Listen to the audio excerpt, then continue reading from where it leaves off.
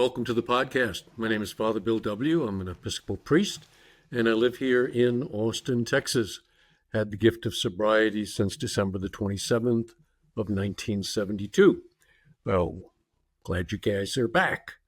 We are going through a book right now. This is the second in a series that we are doing on a book titled, What is the Oxford Group? By the layman with a handbook. A copy of this is in the show notes. You can get a copy, download it, and you can follow along if you like. I'm going to pick up the pace, not so much today, but in the future episodes, or we'll never get through it. But I'm going through chapter 1 here. The reason for doing this, just to reiterate, this book gives some nice key points that the Oxford Group folks believed in. And of course, Wilson and Dr. Bob and many of the first 100 people or so in AA, before there was an AA, were active in the Oxford Group. This is what they had. The four absolutes, a surrender to God. Some of the principles and practices that they were doing are laid out here. And for me, when I was able to see these presented not as 12 steps, but as a philosophy of life, it made a dramatic impact on me. And that's my hope for doing it. Two things. One, for the newcomers who are looking for maybe a deeper and richer understanding of 12-step living. I think it can help with that. And secondly, for those who've lost their zest for recovery, it can reinvigorate you. I mean, it did me. I was 20 years sober when I got a hold of this material, and it put a fire back in me. I had it in the beginning, but after 20 years or 10 or whatever it might be for you, the fire can go out. So that's the hope. Kind of get down to the nitty-gritty of what recovery and transformation are all about. In this second episode, we're going to finish up chapter 1, and it speaks specifically about a thing called house parties. Mentioned that in the last episode, but this is going to go a little deeper into it. And then spends time, not a lot of time, but describing Frank Buchman, the founder. So if you really want to understand an organization, it's often helpful to go back to the life of the founder and see what he or she was about, what changes they underwent, and then what they were trying to pass on. So I think those things can be helpful. So let's jump in. I'm picking up on page 9 in my book, which is where we ended. Starts off saying, the Oxford Group is not one group. It is a collection of groups, active in many countries, meeting in ordinary places where ordinary men and women are accustomed to meet in the course of their daily lives. Oxford Group meetings are held anywhere, in large towns, as in small villages. To those who are strangers to the group in action, a house party is the simplest and most informative means for seeing the effects and getting to the best understanding of the group's work. These house parties are held at certain intervals in various countries. House parties is an apt name for these cosmopolitan gatherings, for they are not in the nature of religious conventions, nor are they revivalist meetings. Guests at these house parties are treated as guests. They meet on an equal social footing, whatever may be their social status elsewhere. Gloom is conspicuous by its absence, and there's more laughter at an Oxford Group house party than at many ordinary social gatherings. So let's talk about house parties historically, and particularly as they relate to Alcoholics Anonymous, the beginning days. Bill Wilson attended a number of house parties in New York and a number in New England, some larger gatherings. He was there. He would often give testimony, talk about his experience of drinking and praying and having been relieved of his alcoholism. It would give witness, in effect. A really important thing to remember is what happened in Akron, Ohio. So there you go back to, I think it was would it be about 1932 or three, when a fellow by the name of Bud Firestone got sober. Firestone, he was the heir to the Firestone Rubber Company fortune. He got sober. He did it through the Oxford group, through Sam Shoemaker. Kind of worked on him individually, got him to do a surrender. He got sober, stayed sober for some time. Old man Firestone was really impressed with that, grateful for it. He knew that there were a lot of people in Akron who had problems. I know a few of them. They still do have problems, and he wanted to. Just kidding, guys. He wanted to have an Oxford group team throw a house party in Akron, and so he financed it. So they brought about 60, I think was the number, 60 people from the Oxford group, including Frank Buchman, who was the head of it. They all descended, one might say, on Akron. And the Protestant churches in town opened up their pulpits to the group, and they spread out, and they would go and they would talk and tell their stories. Maybe 3 or 4 of them might show up at one church, tell their stories briefly. They used to practice telling their stories and keep them succinct. What it was like, what happened, what it's like now. And my purpose here is to see how so many of our practices came to us through the Oxford group. They did that. They also had meetings during the week. And these were held, of all places, at the Mayflower Hotel in downtown Akron. And that was the place, of course, where Wilson saw the bar, wanted to drink again, and made a call to the Oxford group 2 years later. But at this point, that they're doing these things, they're having big meetings there. They're breaking up into small groups. I don't know if Bob went. I suspect he did. I know Ann went. And Henrietta Seiberling, they attended these things. And then what they would do after the group left, they would leave a team or two in place. Key people who had really grasped the meaning and the importance of this, and take it on as their duty to carry this message and to continue it in their town. And Henrietta was the one who did that. She was the leader of the group. And Anne was a friend of hers, Anne Smith, Dr. Bob's wife. And Anne would come to the group. Dr. Bob would come to the small group, and they would meet weekly and share what? Much of their two-way prayer, how God was leading and guiding them in their lives. And of course, it was Dr. Bob was covering up his drinking with the group. He wasn't getting honest. Then one night, Henrietta knew that there was trouble at home with Dr. Bob. Anne had told him that. Everybody shared really, really deeply one night on Henrietta's instructions.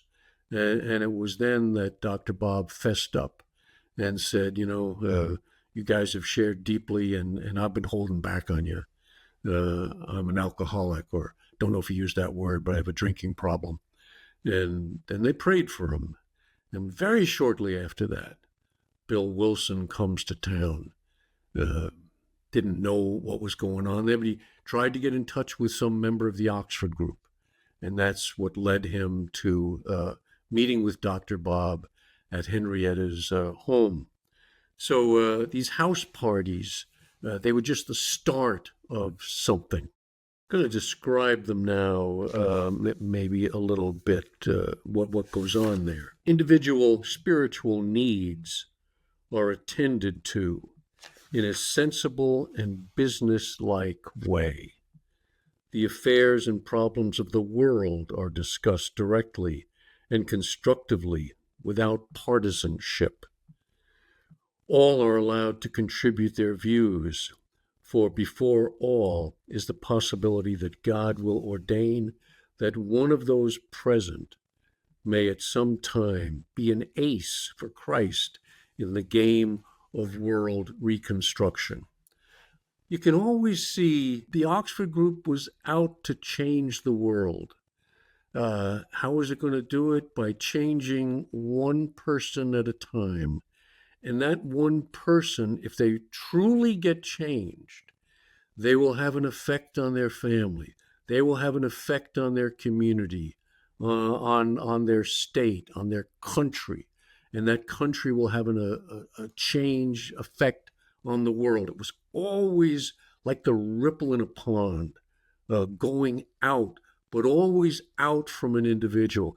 If they ever lost that focus on the individual, and I think they did later in time, they were going to lose their power. It makes a difference. I think I said this the last episode. It makes a difference whether a person gets sober, not just in their lives, but in the lives of so many other people that they will have an effect on. The Bible is studied at house parties for its modern bearing on our individual and collective needs. So they would study the Bible, and particularly they'd study certain sections of the Bible that were particularly apropos to the change they were trying to make.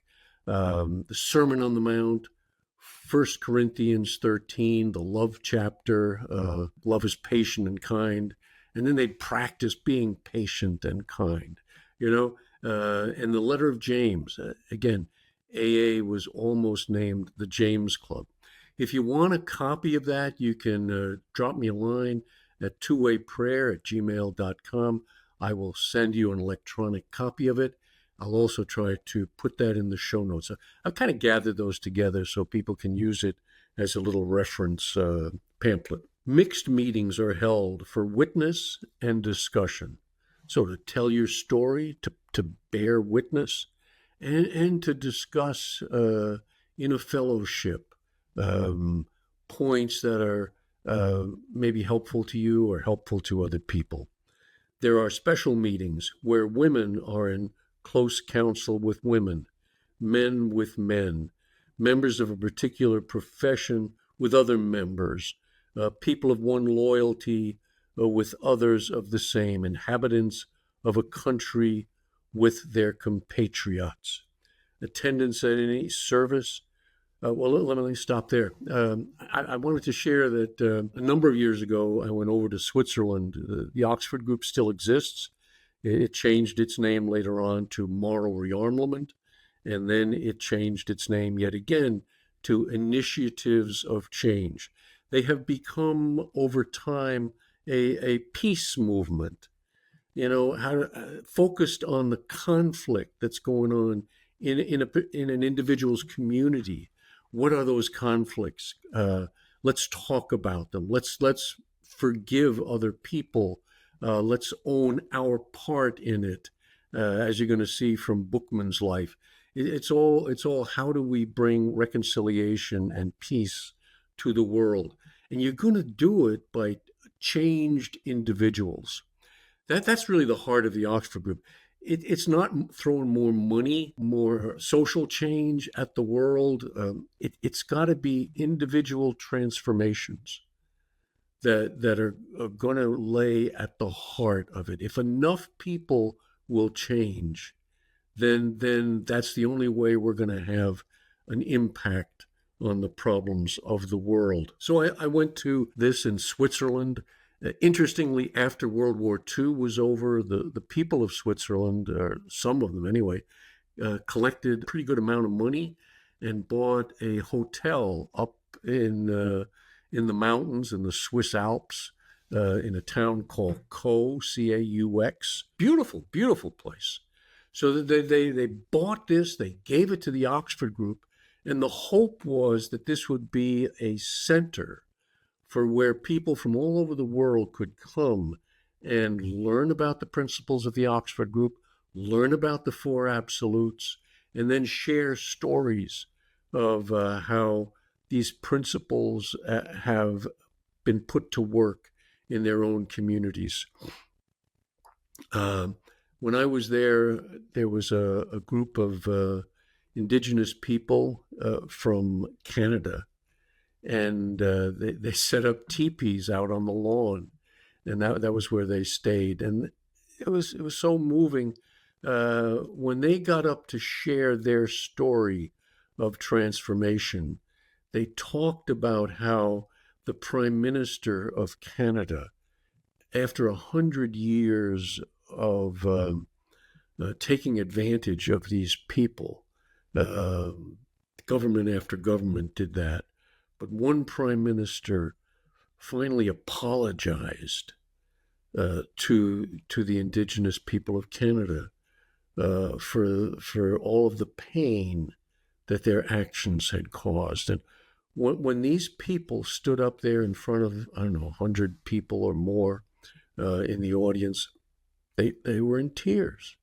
They were so deeply moved by just the Canadians taking ownership for the pain that they had caused others. It was a thing of real beauty, you know. I was moved to apologize. I had been in the Peace Corps in Sierra Leone, and also attending the conference was a group from Sierra Leone, two groups actually. And the Civil War had gone on long after I was out of the Peace Corps and had left. But my behavior in their community, I was an active alcoholic, so you know what I was doing, you know, and it wasn't good.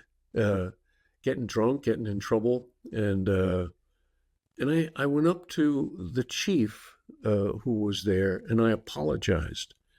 And you know, up until then, I had felt a large amount of guilt over my behavior, and took responsibility for it, apologized for it, and was relieved of the guilt. I mean, they had a lot more things to take care of when they got back to Sierra Leone, because it was brother fighting brother. If you ever saw the film Blood Diamond, kids 10 years old, 11 years old were given machetes and chopping off limbs of people in their communities on the other side. It was a bloody mess. So they were coming together to see, how do we bring peace to our community? And that's what these house parties were about, transforming individuals at a very deep level and then sending them back into their community to continue the change. The social aspect of these house parties is not forgotten. All are free to do as they wish, come as they please, and go when they want. To the stranger, an Oxford Group house party, cosmopolitan in nature with social equality and perfect fellowship, is a glimpse of what the foundation of a new Christian civilization might be. Welcoming people, living together in community. When we were there, we had jobs. We cooked in the kitchen. We cleaned up after one another. We did service work, much like we do in 12-step. They talk about welcoming people, the equality. I don't see it as much as I used to, but in the old days in AA, there was a greeter's job. Somebody was assigned to welcome the newcomer. They stood at the door to the meeting room, and everybody who came in, they shook their hand, they gave them a hug, they said, welcome. I was in Canada not too terribly long ago, and I see that they've continued that, at least some of the meetings that I went to. I hope you're doing that in your groups. People are so afraid when they come to a 12-step meeting. It's a scary thing. And to have someone greet them, welcome them, you're important. We're so glad you're here. Ugh. These people haven't heard that in years. Glad you're here. most of us drunks are, well, we're glad when you'd get the hell out of here, you know. uh, I hope people will pray about that one. Take it to your quiet time. Take it to your two-way prayer. See if that couldn't be some guidance that you received to just start doing that. Do it yourself. You know, don't even ask the group. You'll get a fight going. Well, we don't do that anymore. You know, you just do it. Nobody's going to stop you from doing it, you know, and see what a difference your welcoming can make to the lives of other people. Laymen of many nationalities, creeds, professions, and outlook form the nucleus of these gatherings, and it is not unusual for 1,000 clergy of various denominations and a score of bishops to travel long distances to attend them, not only to discover there the real spiritual needs of modern people, but the spiritual needs within themselves. But the house parties are neither dominated nor restricted by the presence of the clergy. They are for men and women with a definite purpose, changing lives to change the world. So important, you know. We go to meetings, we get sober, we join the fellowship, not only for ourselves, but to make a better world. Tremendous interest was taken in the recent visits of the traveling teams to America, Canada, and South Africa by the peoples of these countries. Thousands in all grades of society flocked to main and overflow meetings, eager to listen to those modern crusaders for Christ.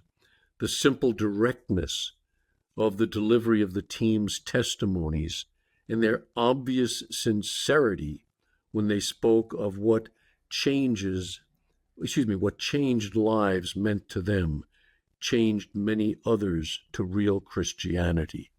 See, they saw it, and I think they were right. I know they were right that the religious faiths of their day had become so formal, so regimented, so lost of that first century Christian dynamic. And that was their original name, a first century Christian fellowship. Get back to that thing that welcomed the stranger, that took care of the orphan, that all of the great faith traditions were there to do. But over time, they tend to lose that focus and get lost on stuff that just really isn't important. In Canada, now this is written in 1933, so it's not the thing that I experienced. In Canada, Mr. Bennett, the Prime Minister, said to the Oxford Group, "As Wesley saved England from the effects of the French Revolution, so the forces which you so powerfully represent are the only ones that can save civilization today."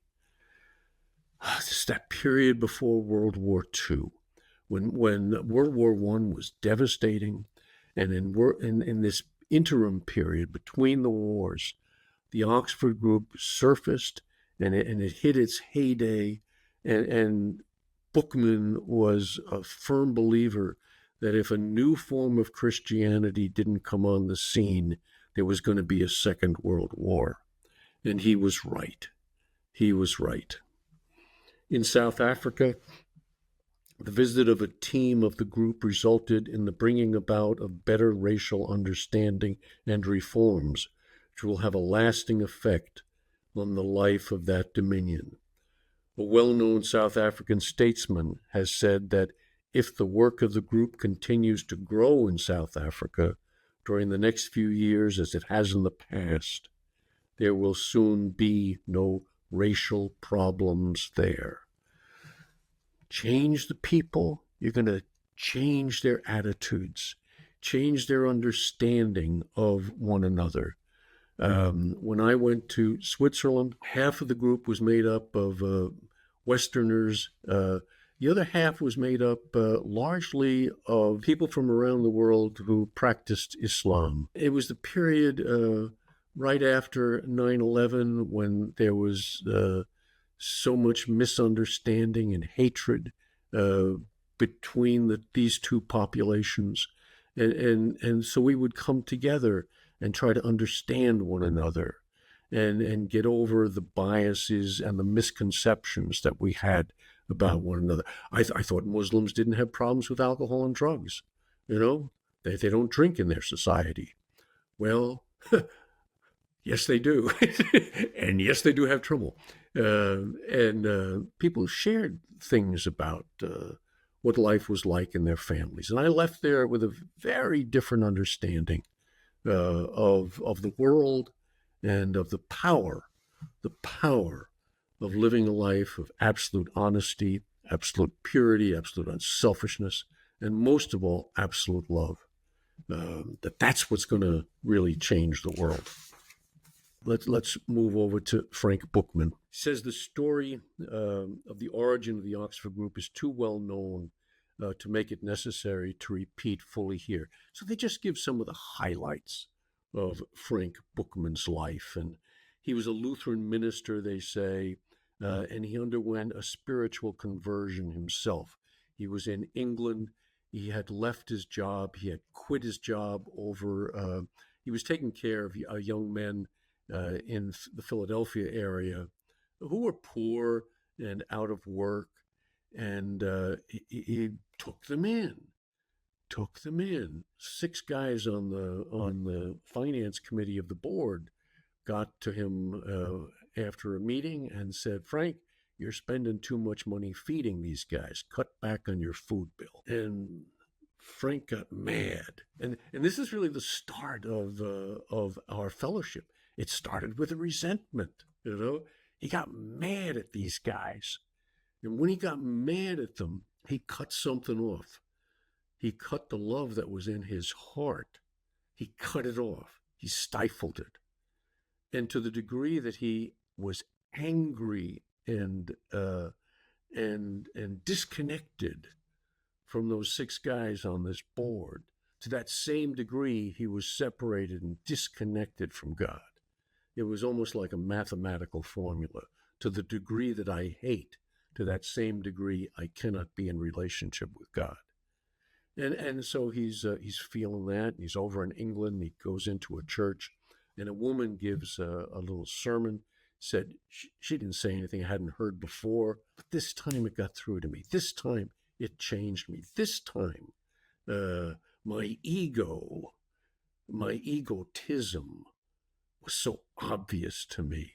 He surrendered. Step 3. He went and he wrote letters of amends to those guys on the board. And when he did it, he felt God's presence coming more and more into his life. The steps were being born. Can you see that? Afterwards, he met a guy who was also attending this church conference, and he told him what happened to him. And he said, well, I got some stuff like that in my life that's going on. And he confessed his stuff to Frank, steps 4 and 5. All right? These were being born. And that guy changed. So, right?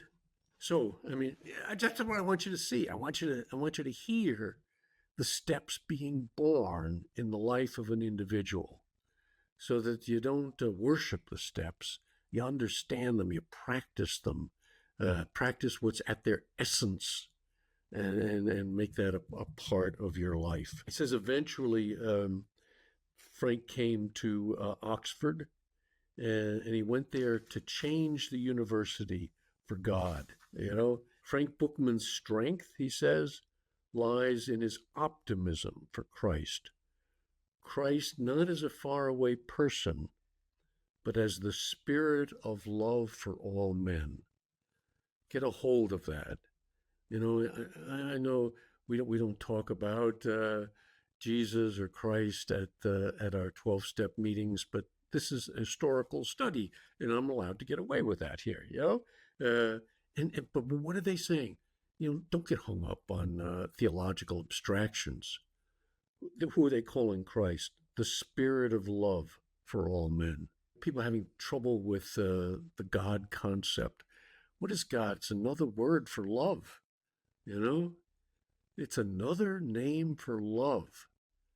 and unity and the best in us, the best in life. You know, that's what it's about.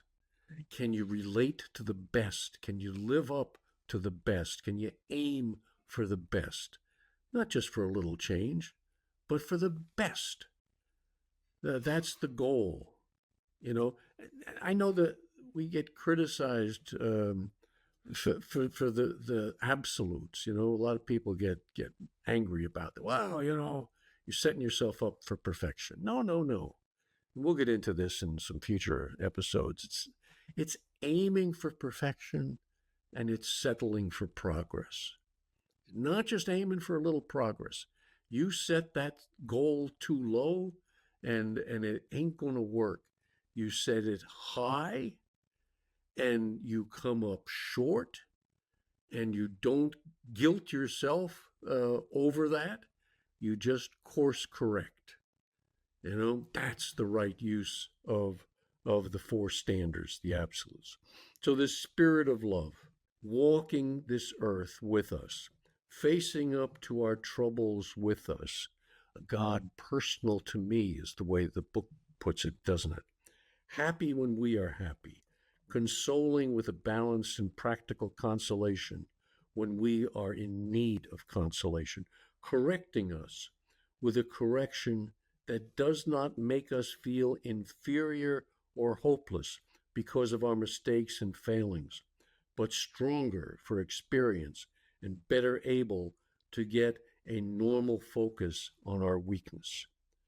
Christ, to Frank Buchman, is not a prop for our human frailties, not a nurse behind whom we should hide in moments of moral cowardice, but a friend who is united to each of us individually in an understanding and progressive sympathy. Buchman is a spiritual dynamo with very human common sense, and yet, when others are carrying out with effectiveness and sincerity the work in which he believes with every fiber of his being, he is content to be no more than a fervent amen. That's an important little paragraph there. Buchman was intent on putting people out in front ahead of himself. He wasn't the center of the stage. He wasn't, I'm going to get up there and lecture now for 30 minutes or give a sermon for an hour and a half. He was going to say, can we find 10 people who can get up there? I'm going to stand in the background. You go tell your story. Your story is important. It's the one that's going to change people, not my pontificating, but your sharing. Those were the things that he got, and it was effective. It worked, and he would be more in the background. The Oxford Group does not set up to be a collection of paragons of the virtues, nor are they a set of religious bores. They are the normal men and women we would meet on any normal occasion, and who would no more ram religion down our throats than we would ram it down theirs. They might as calmly as we might ask them to pass the salt tell us that God had guided them to speak to us, because by that means they have become aware that we are in spiritual trouble and need help. But if in reply we looked at them as if they were suspected that they were mad, it would neither shake their poise nor dampen their cheerful ardor. You're going to get guidance. Two-way prayer is how we receive guidance. God is guiding me to do this, guiding me to do that. I go and I do it, and how people respond to it or whether it's successful or not doesn't really matter. What is much more important is that I pay attention to the guidance, be obedient to it. If it passes the test, is it honest, pure, unselfish, loving? If it's a big deal, I check it out with other people who are also listening to God. Here's a key paragraph, short. Because they themselves are not saints, but sinners who know God. They have made the word sinner a common bond for humanity. We're going to talk about that in the next episode. But there's the sentence I wanted you to hear. They are not saints. What does Wilson write in the big book? We are not saints. The point is, we are willing to grow along spiritual lines, straight out of the Oxford group. So much of the big book was lifted right from there. And that's why I'm reading this stuff to you. You know, I want you to hear it, and maybe hearing it in another way will help bring it home. Undue emotionalism, religious hysteria, and neuroses are banned entirely by the Oxford group. They have no use for them whatsoever. The business of the group is to eradicate them from the spiritual system and so set life free for absolute honesty of living. They know by experience that absolute love can conquer all evil, that absolute truth is as personally necessary for those who preach it as it is for those it is preached at.